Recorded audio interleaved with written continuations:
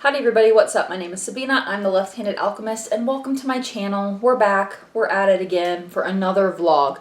I'm just gonna let you guys know right now that I have decided to split my channel into two different things. So I made a completely separate channel just for jewelry videos and jewelry tutorial videos. I felt a lot of tension and a block, honestly, about how to organize all of that, because I still want to make build videos. I still want to teach and do tutorial videos, but I also really feel called to do these philosophy style videos where I just sit down and talk more podcast style. And so I separated them because it made more sense in my head. Sat with the decision for a while. It felt right in my body. I asked my pendulum if that was the best thing, and it did in fact confirm what I was already feeling. So if you're interested in the jewelry content that I create and how to make jewelry and all that good shit, go subscribe to that channel. Here you can see, here's what it looks like, and then the link for that will be in the description of this video. So you can find that easily. Subscribe if you care. Great. I'm thinking that every other week I'll post on this channel, and it'll just be like vlog, video journal, podcast style kind of content where I just talk or have a theme. I really want to make crafty videos and show you guys about some progress kind of things that I'm working on. Like, I'm currently figuring out how to do a pull-up, and I think it'd be fun to do a video showing the progress of that just over the next several months. It probably won't come out until next year, truthfully, but things like that where I can open up my creativity a little bit to make videos that are more like things that I'll enjoy looking back on, as opposed to like educational content for jewelry and jewelry-related videos, which are also really cool and things I'll be proud to look back at, but different in the sense that like this space is more for my personal journey, more like a video journal, more like I can show this to my kids and they might enjoy watching this kind of content and enjoy seeing me at this age before they even existed, and see like I had a whole life before them and they'll have a whole life before their kids, and that's the human existence. And I think it's kind of fun to share the human existence with you guys, because maybe I have tools and keys that go to you to open up different parts of yourself that only I have to offer, or the way that I say things help you click into place things that you've been contemplating. And I think that it's important to share our ideas and share our voices. Lately, I have been feeling a lot more open with sharing my voice and sharing myself, and I think that this is proof that the EMDR therapy has been working. Certain aspects of therapy have been not working the way that I thought they would show up. Like, I thought that it would just be super easy to show up now and sell my jewelry and make money like it's no big deal. But I still think I have some limiting beliefs around money, and just as with life and how things go with life, it's a journey and you don't really know what's going to happen. And that's okay, you know, it's a process, it's a journey. And I'm realizing that like my relationship with money and the way that I want that to be and how I want that to look is different than how I thought I wanted that to look when I started this whole thing. So it's been like a lot of me growing up and learning what I do and I don't want through trial and error. I'm having a hard time breathing right now. I feel like I cannot catch my breath. As you can see with this background setup, it looks pretty cool. This is like a cabinet that I got my sophomore year of college, my junior year of college actually, when I was living in a house with a bunch of girls, and it used to be my dresser. And now it holds art supplies, and I've been putting stickers on it for the last 7 years. And boards with my mirror and some projects, like this project right here that I'm pointing at. You can't really see, it's an Etruscan chain that I wove, and I'm going to be releasing a video about that in a few weeks on my other channel, so you should go check that out if you want to see how to make an Etruscan chain and see me fail and succeed at making an Etruscan chain. I'm being interrupted by my best friend. Come here. Oh, he's so sweet. This is Cheese. He's a baby. He's my best friend. We went to the vet yesterday and he's healthy. He got all of his shots and a dewormer because he's been living outside, and he's going to keep living outside probably for a long time. And he's a very good cat. He's a very good cat. He loves words of affirmation. He, like, for real, I've never seen an animal who responds so well to being told what a good boy he is. Like, he just basks in it. He's my best friend. I love this cat more than anything. Like, we were destined to be in each other's lives in this lifetime. Like, I'm convinced we signed a soul contract to be together during this time in our lives. And his death is going to ruin me. I think about it sometimes, and I can't think about it long because I end up crying. My last video that I uploaded was about contemplating God and what is God. And I actually got some pretty good interaction on that video. I usually just kind of post whatever I want, and if it's received, it's received, and if not, I don't really care. But it seems to have been received pretty well, considering it's kind of one of those topics that I feel a little apprehensive about talking about, because people have this idea of what God is, and they're very like rigid in it. You know, you get kind of indoctrinated into a system, and it's pretty hard to deconstruct out of that. It's pretty hard to receive any ideas outside of maybe what you already believe, unless you're in a place of growth and desire to find something different and deconstruct and seek. And maybe that's what my content is for. I had some comments that I really wanted to respond to, in that I think that that video was really hard for me to create, because trying to decode what my idea of God is and my relationship with the spirit world is just something you can't crack in one video. Because as I was editing it, I kept thinking, oh, I wish that I had mentioned that. Oh, I wish I had mentioned this other thing and talked about this other thing. And instead of just not posting the video like I usually end up doing, I posted it anyway and just made some notes as far as what I'd like to expand on. Go back and watch that video if you're interested. Keep watching, but just know I'm not going to go back and re-talk about some of these things that I'm going to talk about now. The things that I'm talking about now are going to be in context to some of the things that I talked about in the previous video. So if you want a little more context, go watch that and then come back to this, or watch this and then go back to that and fill in the blanks where you see fit, you know? I talk about how my spiritual awakening really started during a session of EMDR therapy, where I heard this voice inside my head that was really supportive and really kind and telling me, like, I'm not a piece of shit. I am worthy of taking up space. Here, let's keep pursuing this growth and healing. And at this time in my life, the voice inside of my head was very like shame-based, shame-oriented, very much about like how I'm not good enough and how I need to fix myself and figure out how I am good enough, or figure out how to do the right things to make myself good enough. And I didn't really understand like my inherent worth and value as a human being, and how I'm not actually broken.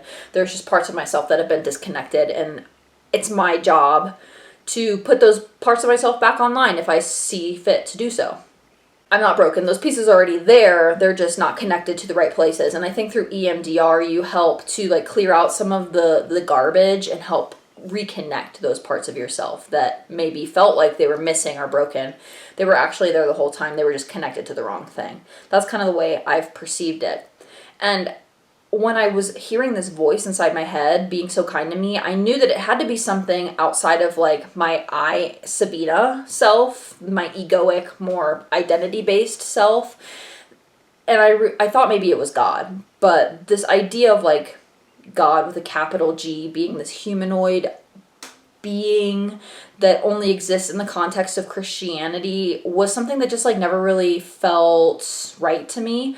I didn't really resonate with that until I learned about the higher self. And I feel like the higher self is the part of your soul that is the direct connection to the source of all things, the creator, God, whatever you want to call that thing, that being, that entity, that energy, that whatever you want to call that, that is what the higher self is. And it is the being and the force that I feel like I have been working to get more closely acquainted with. And what all of the healing has been in pursuit of is to me to have access to my higher self so that I can operate in this physical existence as my most authentic, connected mind, body, and spirit being. I have to connect with my higher self to understand how I'm connected to spirit, which helps me connect to my body and listen to my intuition and understand like this internal knowing and these internal like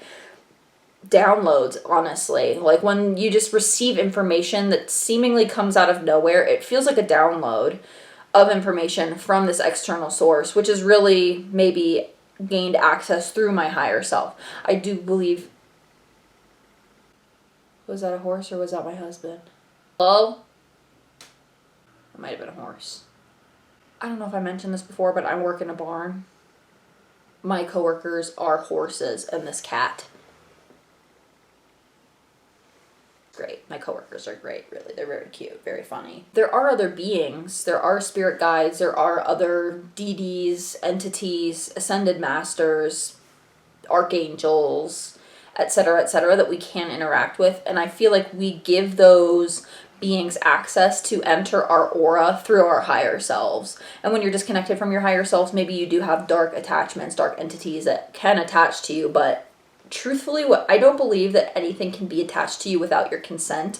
And so if you connect to that like light being within you, whether you understand its form or not, if you're connecting to the light and the love and the connection of all things, you cannot, how do I say this? The things that want to attach to you can't attach to you if you don't give them consent. So you can use this connection to this like light being within you to get those energies out of your aura, out of your being, and like calling your energy back to you from where it's been left and pushing out anything that doesn't belong to you. Like try a ritual where you I want to say embody, but what I'm trying to say is actually imagine this light within you like growing around you like a bubble, and then ask any energy that is not for your highest good, for your highest soul's evolution, to go away, and then call energy back to you that has been misplaced, that has been taken non-consensually, or that has been given and is not being used for your highest good and highest growth of all. And see how you feel. I find that when I do this kind of energy command ritual, it helps me feel more empowered and feel more connected to that higher self and that higher like being that is part of me, but is also a part of me that I can't quite perceive, because there's like this part of our spiritual body and our spiritual being that exists separately, or not necessarily separately, but outside of our physical being. And it's something that we can't necessarily perceive with our 5 like human senses. So that's kind of something I like wanted to comment on, because someone was asking if maybe what I was trying to refer to is my higher self, and yes, that is kind of what I am trying to refer to. It's like this being that is connected to the source of all beings, that is a part of me existing as Sabina in this human existence during this time, but it's not really connected to my ego, because it exists outside of my identity as a human. It exists outside of this like space and time, where it's connected with all of the lives that I've ever lived and all the lives that I ever will live. And you know, it's like, it's deeper. It's more directly connected to the actual like being of the creator than me, Sabina. Even though I am connected to that, I still have to navigate ego and identity and the limited perception of my humanity while in this life. So there's like a separation a little bit, I feel like, from your higher self that through intuitive practices you can connect to. Another thing I wanted to comment on is someone asked me in the comments if I meant who is God, like trying to correct me, saying like, oh, do you mean who is God? No, I don't think God is a who. I don't think God is a humanoid being who sits on a higher throne above all of us. I feel like God is within every single one of us, and it's more about energy than it is about being a being. Like the embodiment of gods and goddesses and the individuation of understanding different aspects of energy that God is, through different forms of God and goddess worship, deities, spiritual beings, is like part of trying to understand life and our limited understanding of reality based on our human like perception.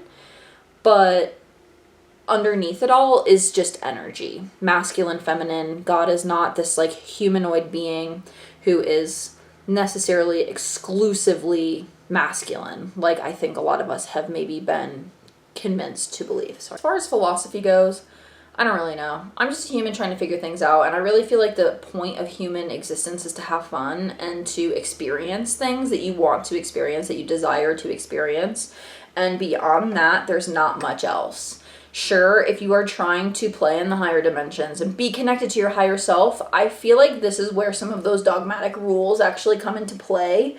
But as far as like what you have to follow and things that you have to do in order to reach absolution or enlightenment or go to heaven or whatever you want to call that, like kind of final destination of this whole existence, I don't think that any of that is like a one size fits all. Like for some people through their human existence, like sex and sexual acts are going to be very empowering and something that's going to feed the soul. But for others, using that kind of energy is going to be something that disconnects them from the creator of all and from themselves and their higher selves and whatever you want to call it. And I think this is where the definition of sin can be very subjective depending on what your perspective of reality is. Like, sin to me is anything that disconnects you from that higher self, disconnects you from like understanding your divinity. Like, for me, drinking alcohol and like consuming too many substances that alter my state of mind, that kind of makes me feel disconnected from everything. So I feel like in my reality, that is just something I don't want to engage with. Also, the fuel we burn in our bodies. I don't think that there's anything morally wrong with eating processed food. I think eating processed food is better than consistently eating no food. You need to do what you need to do to stay alive. But when you're trying to access those like higher realms of dimensionality, you'll have to clean up your eating. And how do you do that? You listen to your body. What is your body telling you that it needs? You might try these designated diets like carnivore, keto, whatever the fuck, veganism, like really whatever you feel called to try might be something worth looking into, but following like one rigid path because you think that that's gonna like offer you absolution is really just not realistic. The reality is we all as living beings enter this life with a soul contract, and so the beef that you're eating agreed to be used in that way on some level. And so I think that it's important to kind of keep that into perspective. Like, there's not like a higher morality to being vegan than to being a meat eater. There's an aspect of living life as a human that you have to understand is like honoring the natural cycles of the earth. And I think through venerating the ancestors and understanding where our ancestors came from and who they were and what kind of lifestyles they lived helps give us tools to how to navigate our lives as they are. Like, it's just the reality that our flesh suits evolved on this planet and learned how to survive on this planet, and every other species of like omnivore like us eats and consumes meat. Like, we have a deep ancient history with hunting. There's a reason for that, and I don't think that it's necessarily morally wrong. It seems to me personally, and how I feel in my body, it feels morally wrong when I overconsume and I'm at a place of like gluttony and I'm overdoing it and I'm not listening to my body and I'm not giving it the nutrition that it's like blatantly asking for or telling me not to have. Like, I made a cup of coffee today. My body doesn't want it, but it's sitting right here. I'm probably going to have a couple sips of it. It's going to make me take a fat dump and I'm going to feel weird. And I can just already anticipate that feeling. And so I'm questioning if I should even drink it at all in the first place. I don't know. Caffeine sometimes does nothing to me and it's totally fine and it feels good and it puts me in the right state of mind. And other times it makes me feel like I'm losing my mind. And I'm still developing my relationship with food and how I want to interact with these substances and things that I've interacted with before and not have had problems with. I'm having problems with now. And I think part of that is just getting older and understanding like what your body can and can't deal with in the same way that it used to. Like, when you're young, you can handle a lot. You're a lot more adaptable when you're young. But as you get older, your system gets a little more, like, sensitive. And I think maybe that's by design. We get a little bit more, like, as we get older, we gain wisdom and get a little more connected to that higher self kind of being that requires cleaner fuel to burn to, like, maintain a relationship with it. But also just getting older, you know. Our systems don't work as well as they did when we were younger. And it is what it is. It's just part of, like, again, that's part of the human existence is aging. The fear of death is what has everybody like smearing retinol and poison essentially on their faces to look young, but you are still old and you are still aging and there are still things that you cannot combat, and that just is what it is. I just think that it is like just an inherent part of being on Earth and being human, like earthbound, you know. There's a relationship that we have to develop with death and an understanding of death that we have to, like, honestly come to terms with. And I see a lot of spiritual people talking about how we're not going to die anymore. And I just don't see that being super realistic. Like, a lot of these changes that psychics are predicting about how we're not going to need food anymore and the changing of ages, like, I do believe that these things could come down the pipeline. but it happens so slow. The evolution of human and humanity happens so slow. I think it's going to happen over generations. Like, I will not see the changes that are being predicted now in my lifetime. I think that'll be like grandchildren, great grandchildren who see the ripple effects of what like shifts in the energy are happening now, how that will actually play out in society. Like, deconstructing some of these major themes in our society, it's happening really fast. Like, I see a lot of people who were like super patriotic starting to crumble, and systems and people waking up to systems that are not in our benefit, like starting to crumble. And it fuels a fire inside of me that's like very, very excited, that was born to help like facilitate transition, to like be a voice in a community where maybe there aren't a lot of people like me who speak out and are outspoken about the world around them in the way that I am, and who need my voice. And I don't know. There's just like a lot of thoughts that go on in my head, because one thing about me is I'm a thinker. I feel things, but I use my brain and my mind a lot, maybe arguably a little too much. I don't feel as deeply as maybe I should until it's too late, and then I'm crumbling and I'm like having a breakdown. And I don't know. Is it autism? Is it CPTSD? I don't fucking know. I'm a little bit neurospicy, and I don't know the label for it, and I quite frankly don't care.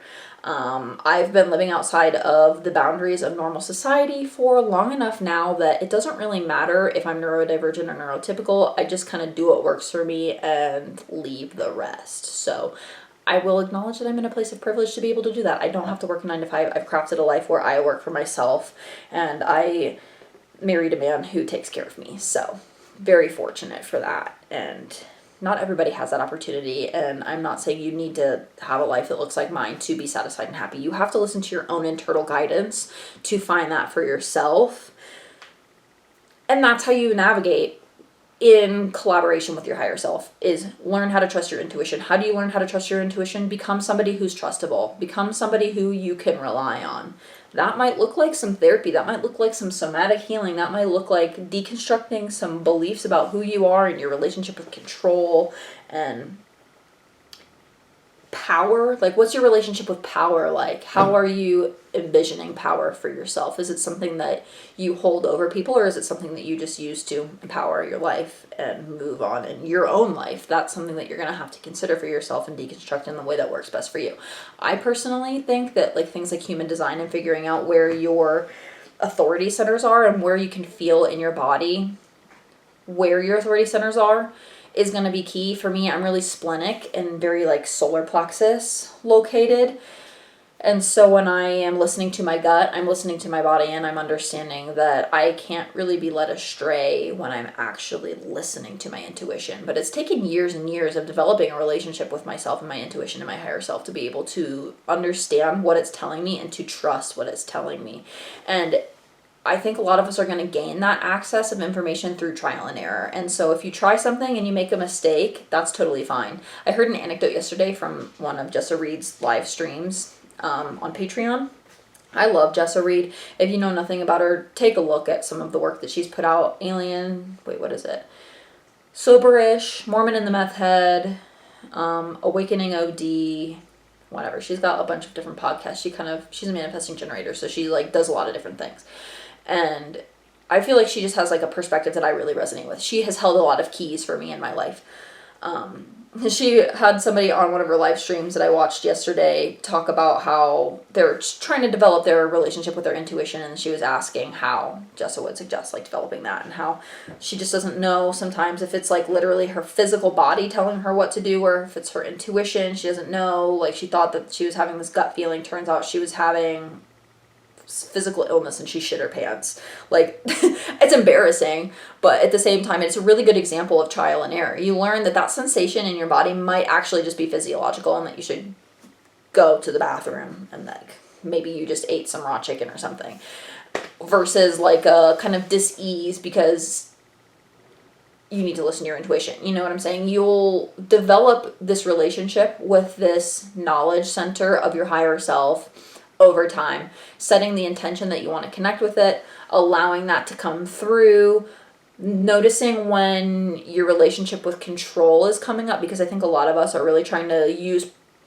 spirituality and religion as a means to like perfect our lives and be these perfect beings, which is really like rooted in control and understanding how we can really only control our reaction to things. We can't control anything else. We can't control anybody else. We can't control what's going to happen. We can really only control how we react to the world around us. And yeah, so listening to your intuition is really like the key to gaining access to your higher self, and that is done through trial and error and making mistakes and learning from your mistakes and always being willing to accept when you've made a mistake and that you can always grow. And like having a more growth-oriented mindset will help you not hold on to these mistakes as personal failings, because we're all imperfect. We're all making mistakes all the time, and I really think that mistakes are the best way to learn in this life.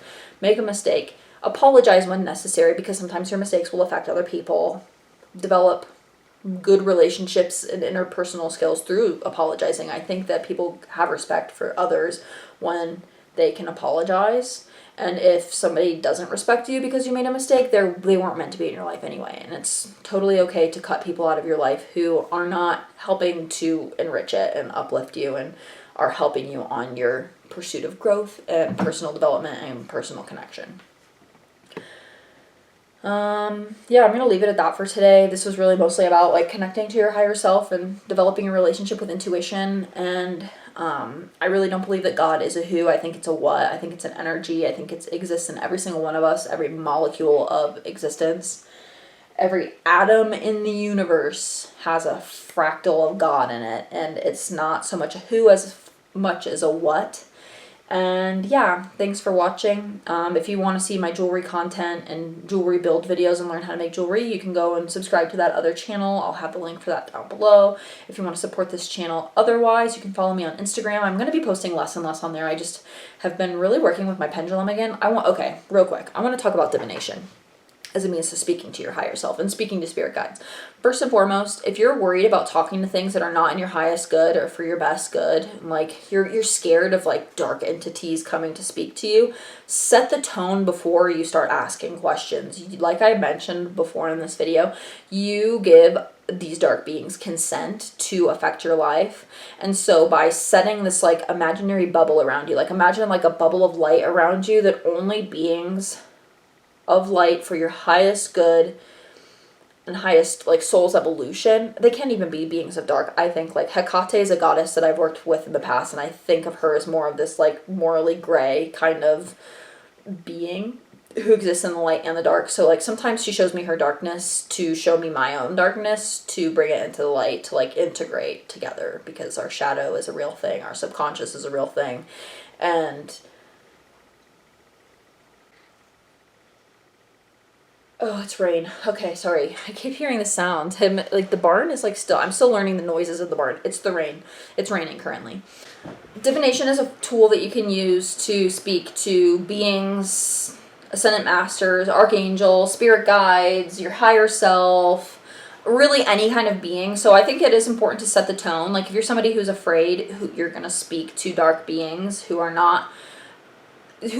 malicious in intent, set the intention that you're not going to talk to those kinds of beings. And I think that developing this relationship further will help you trust yourself and trust this energy, and you'll start to see synchronicities and start to see signs and symbols of the beings that are here to help you, that they are here to help you. And that's just a relationship that develops over time. When I first started reading tarot cards, I didn't know what the fuck was going on. But now, several years later, 4 or 5 years later, I'm starting to understand what's going on. I get it. I trust these cards. I trust my relationship. I think eliminating shame from my like conversation helped too, because a lot of the times I would read cards from a shame-based place and it would constantly tell me that I wasn't good enough, but that's just because my own internal monologue was shame-based. So once I started to root out that shame-based inner monologue, my relationship with divination, specifically tarot, improved a lot. It was a lot about like helping myself instead of tearing myself down.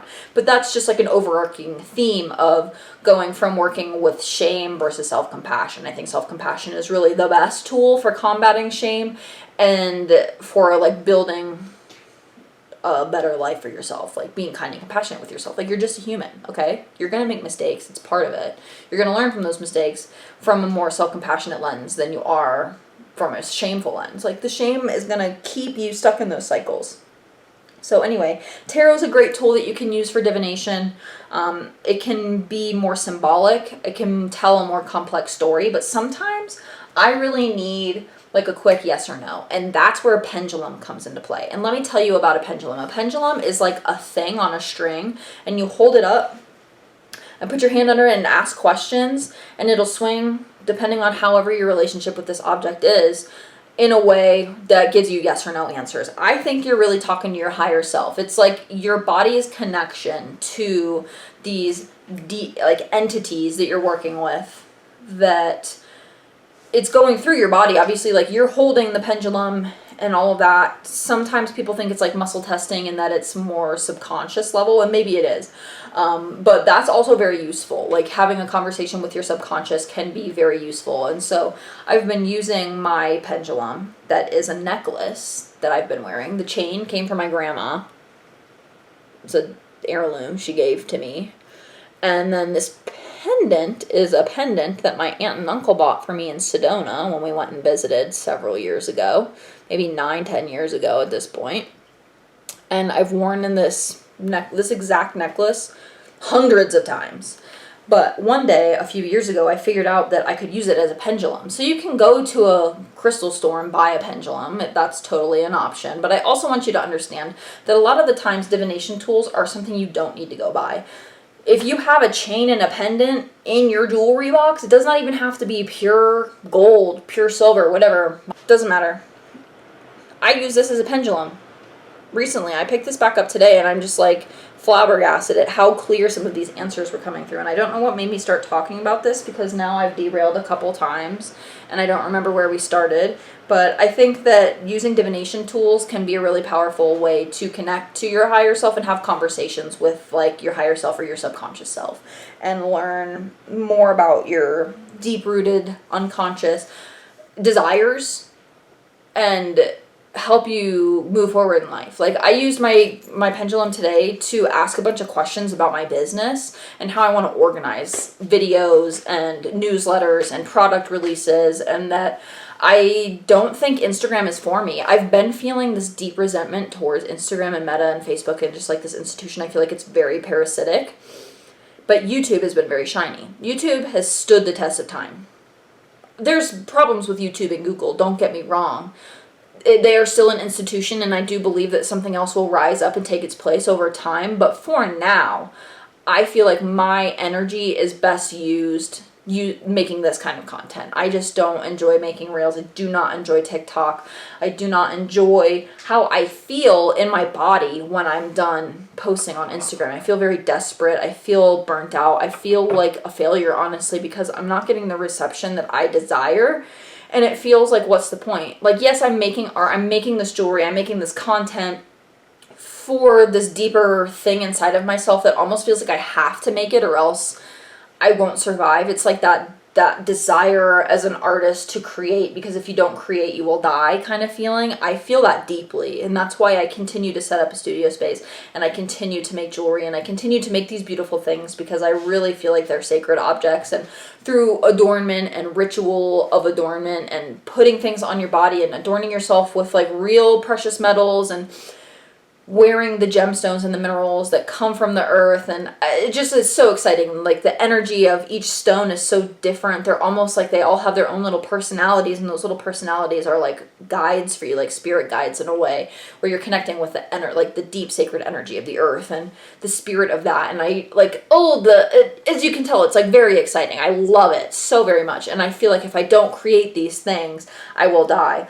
But then when I go on Instagram and I'm posting and I'm putting myself out there and I'm doing this thing very authentically, and my product releases flop and my content's not being seen, I feel like I'm wasting my time and like I'm actually not doing the right thing. And really the right thing is just doing what feels best in my body, and what feels best in my body is not doing Instagram anymore. I think that Facebook and Instagram are soul-sucking, and they are not at all beneficial for me. There's a lot of people who have had their entire lives changed from Facebook, Instagram, and TikTok. And I am not here to discredit that. If you feel called in your body to post and share yourself on those platforms, listen to that. That is your authority. I am no one's authority. I am not your authority. And if you listen to me, that's because you gave me authority. And if you want to do that, that's your decision. But at any point in all of this, if I say anything you don't agree with, do not give me the authority over your life. Leave it. Leave it. It is not for you, okay? I am just a person. My beliefs and views of the world will change over time because I'm just a person and I'm very, very motivated by growth.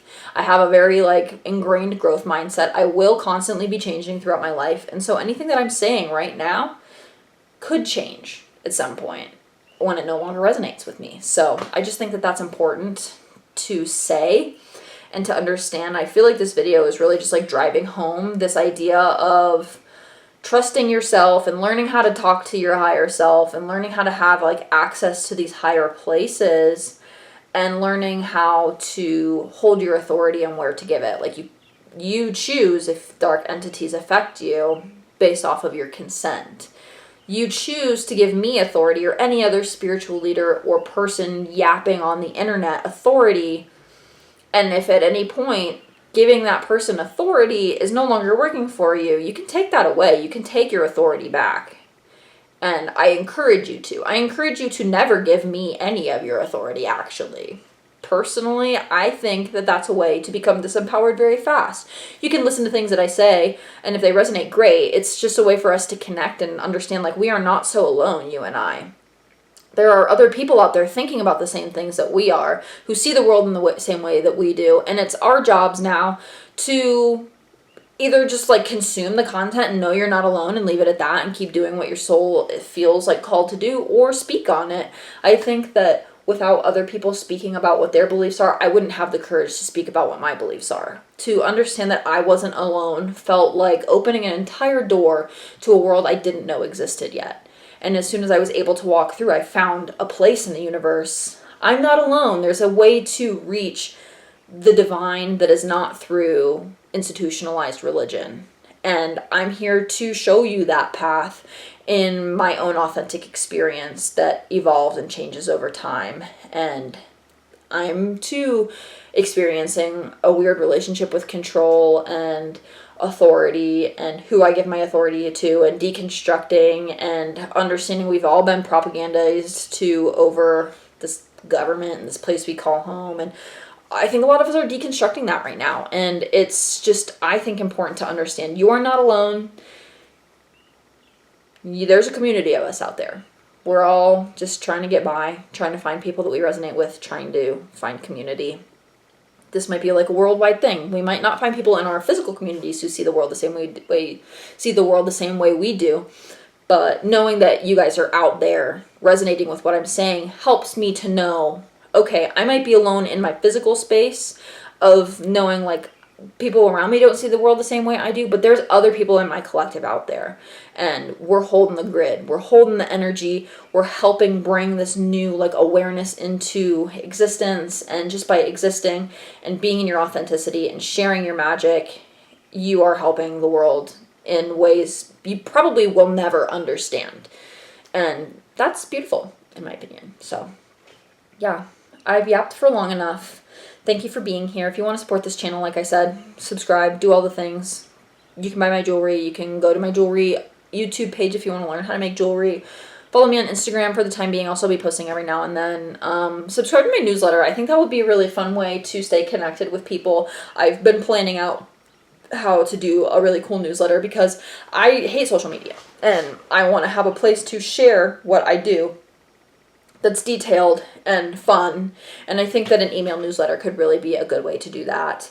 And so if you want to subscribe to that, you can click the link to my website. No pressure to purchase anything. There will be a form that pops up. It is designed as a get 10% off, but really when you enter your email into that, it signs you up for my newsletter.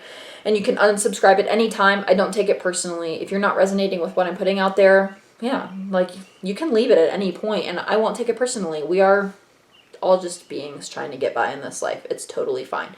So yeah, those are options if you want to stay connected. Thanks for being here. Thanks for showing up. Thank you for being here on this pursuit of finding your authentic voice and finding your authentic self and learning how to trust yourself. It's kind of a rocky road there at first if you're just starting down this journey. Like, it's totally fine. You're going to make mistakes, but you're going to also have a lot of wins, and there's a lot of people cheering for you, even if you've never met them. I'm cheering for you energetically out in the ether. All those people who are watching this now trying to connect to themselves for the first time. I'm here. I'm supporting you. Thank you for being here. Thank you for sharing your magic. Until next time, my friends. Bye-bye.